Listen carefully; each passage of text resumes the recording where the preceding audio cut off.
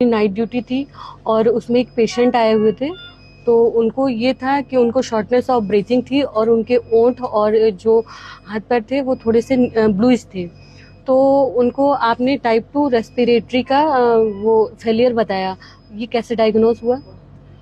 देखिए, जो रात वाले मरीज आए थे, आजकल ठंड बहुत पड़ रही है, 85 वर्ष करीब उनकी आयु थी, सांस नहीं ले पा रहे थे, चेतनता कम हो गई थी, होठ और हाथ पैर बिल्कुल ब्लूइश नीले हो गए थे, पेरिफेरल पल्सेस मुश्किल से मिल रही थी।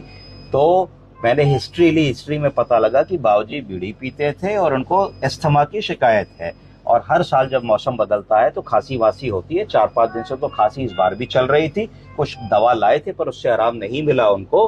रात में सिचुएशन बहुत खराब हुई, वीज आने लगी, सांस नहीं ले रहे थे, सीटी जैसी आवाज। अटेंडेंट बोले साहब कड़ कड़ कड़ कड़ की आवाज बिल्कुल आने लगी, लग रहा था कुछ छाती में भरा हुआ है। और देखते देखते देखते देखते डाउन हो गए, चेतनता कम हो गई और लेबर्ड ब्रीदिंग करने लगे, जैसे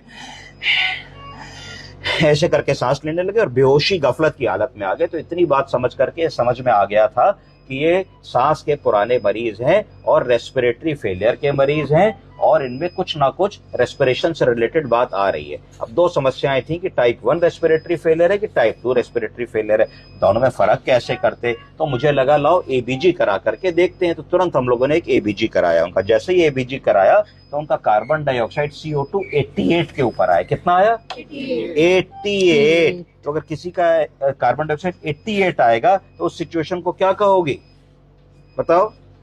उसको कहोगी हाइपर कैप्निया। हाइपर कैप्निया। PCO2 की नॉर्मल वैल्यू अगर हम एबीजी करते हैं तो कितनी होनी चाहिए थी? 45 से कम। तो अगर 45 से ज्यादा उसकी वैल्यू आ रही है, 80 समथिंग आई, तो उसको हाइपर कैप्निया कह दिया हम लोगों ने। और ये समझ गए कि जो ब्लड में गंदी गैस होती है कार्बन डाइऑक्साइड, वो लंग में इंफेक्शन, इन्फ्लेमेशन और स्पैज्म होने की वजह से लंग अपना काम ठीक से नहीं कर पाया। तो लंग गीला था, लंग में सूजन थी, लंग में इन्फेक्शन था, लंग में इन्फ्लेमेशन था। तो कार्बन डाइऑक्साइड को गैस के एक्सचेंज वाली प्रक्रिया लंग रात भर नहीं कर पाया होगा। तो धीरे धीरे कार्बन डाइऑक्साइड 40 से 45, 45 से 50, 50 से 55, 55 से 60 हुई होगी, 80 एकदम से तो पहुंची नहीं होगी। जब धीरे धीरे बढ़ी होगी तो मरीज की चेतनता कम हुई होगी। जब चेतनता कम हुई होगी, कार्बन डाइऑक्साइड बढ़ी होगी, तो शरीर ने कहा होगा नहीं भाई कुछ कोशिश करनी है, हमें तो जान बचानी है अपनी, कुछ करना है। तो उसने हार्ड ब्रीदिंग शुरू करी, ऐसे करने लगा। तो फिर रेस्पिरेटरी रेट बढ़ा, कंपेंसेट करने की कोशिश करी और कई घंटे कंपेंसेट करा। जब कई घंटे कंपेंसेट होकर शरीर थकने लगा और अपना कार्बन डाइऑक्साइड मेंटेन नहीं कर पा रहा था, ऑक्सीजन नहीं मेंटेन कर पा रहा था, तब फिर ऐसी स्थिति हुई कि मरीज डाउन हुआ।